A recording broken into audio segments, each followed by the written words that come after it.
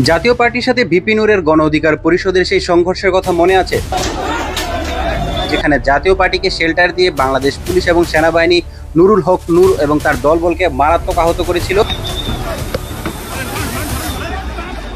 এমনকি নুরুল হক নূরকে তো আইসিইউতেও ভর্তি করা হয়েছে। তার অবস্থা খুবই আশঙ্কাজনক ছিল, তার নাকের হাড় ফেটে গিয়েছিল এবং মাথায় পানি জমে গিয়েছিল।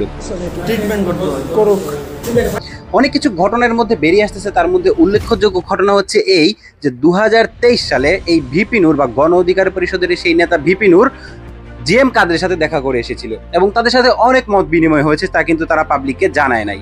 বাংলাদেশের ইতিহাসে এরকম প্রথম ঘটনা যে কোনো একটা বড় দলের লিডারকে এরকম ভাবে আহত করা হয়েছে, পিটিয়ে, তাও জনসম্মুখে অন ক্যামেরায়।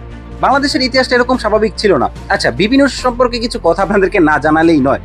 পিনাকি ভট্টাচার্য, ইলিয়াস হোসাইন তারা অনেকদিন যাবত তাদের ফেসবুক পেজ এবং ইউটিউব ভিডিওতে কিন্তু কথাগুলো বলে আসতেছে যে আর্মির প্রধানকে আসলে সরাতে হবে। প্রথম করণীয় ওয়াকারকে পদত্যাগ করতে হবে। সেখানে তারা অনেক রকমের কথা বলছে যে এই আর্মি জেনারেল ওয়াকারুজ্জামান বাংলাদেশের জন্য ভালো কোনো কিছু বয়ে নিয়ে আনবে এবং 111 ঘটাতে পারে। যখন পিনাকি ভট্টাচার্য এবং ইলিয়াস হোসেন এই সমস্ত বিষয় নিয়ে কথা বলতো, তখন এই ভিপি নূর যেদিন মারটা খাইলো তখনও উল্টাপাল্টা কথা বলছিল।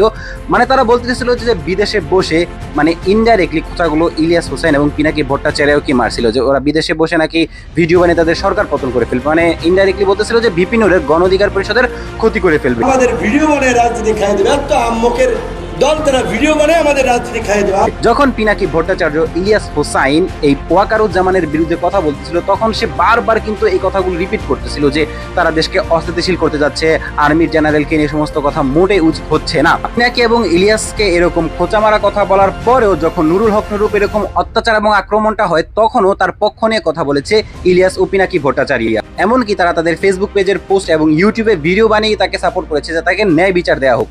আর আপনাদেরকে আরেকটা বিষয়ে জানিয়ে রাখি, এই ভিপি নূর বেশ কিছুদিন পূর্বে যখন ইলিয়াস হোসেন বাংলা এডিশন নামে একটি চ্যানেল ক্রিয়েট করে বাংলাদেশে মিডিয়া হিসেবে চালানোর জন্য, এটাকে নিয়েও কটূক্তি করে। নাকি শুনেছি ওয়ালটনের কাছে পাঠিয়েছে, এই যে নতুন আরেকটা টাউট দোকান খুলেছে বাংলা এডিশন নামে, সে চালায় নিউ ইয়র্কে উবার, সে এখানে 1.5 কোটি টাকা খরচ করে আপনার লা মেরিডিয়ান হোটেল, লা মেরিডিয়ান 5 স্টারে বাংলা এডিশন নামে ধান্দাবাজির নতুন দোকান খুলেছে। এরপরেও এখনো অবধি কিন্তু ইলিয়াস হোসেন এবং পিনাকি ভট্টাচার্য তাকে সাপোর্ট করে যাচ্ছে। পিনাকি ভট্টাচার্য তার ভেরিফাইড ফেসবুক পেজে একটি খুবই গুরুত্বপূর্ণ পোস্ট করেছেন যাতে 111 না ঘটে, সেজন্য বাংলাদেশের বৃহত্তম 3টি দল বাংলাদেশ জামায়াত ইসলামী, বাংলাদেশ জাতীয় নাগরিক পার্টি বা এনসিপি বা বিএনপিকে একই সঙ্গে বসার পরামর্শ দিয়েছে। 11-র পুনরাবৃত্তি ঠেকাতে অবিলম্বে প্রধান 3 দলকে একসাথে বসতে হবে। জুলাই গণঅভ্যুত্থানের পর থেকে রাষ্ট্রের বিভিন্ন প্রতিষ্ঠান, রাজনীতি ও সংবাদ মাধ্যমের ফ্যাসিজমের প্রতিবিম্বী ফিরে আসার বিরুদ্ধে গড়ে ওঠা প্রতিরোধমূলক সংবাদ ফুসফিত ও সমন্বয়হীন। একে সঠিকভাবে পরিচালিত সম্মিলিত করার জন্য বিএনপি, জামায়াত এবং এনসিপি সম্পূর্ণভাবে ব্যর্থ হয়েছে। মানে ইনডাইরেক্টলি সমস্ত দলগুলোকে বললেন যে আপনারা জুলাই আগস্টের যে স্পিরিটটা ছিল সেটা আপনারা ধরে রাখতে পারেন নাই।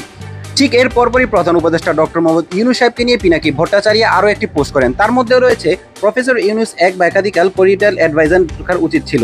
ওনার উপদেষ্টা পরিষদে ঝানু পলিটিক্যাল অ্যালিস্ট বা পলিটেকনিক্যাল এলিফ্যান্ট উপদেষ্টা বলতে কিছুই নেই, যা অসম্পূর্ণ 2024-এর বিপ্লবকে একটা গুরুত্বপূর্ণ ফ্রন্টলাইন হিসেবে পরিচিত করবে।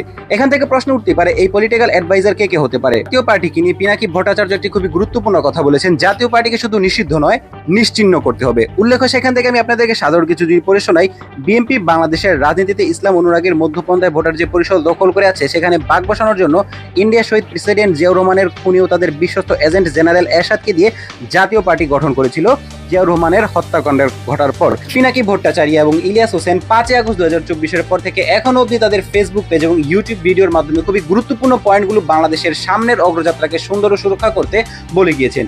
সরকারের উচিত এ সমস্ত বিষয়গুলোকে ভালোভাবে বিবেচনা করা। প্রিয় দর্শক, এই বিষয়ে আপনার মতামত অবশ্যই কমেন্টে জানিয়ে যাবেন।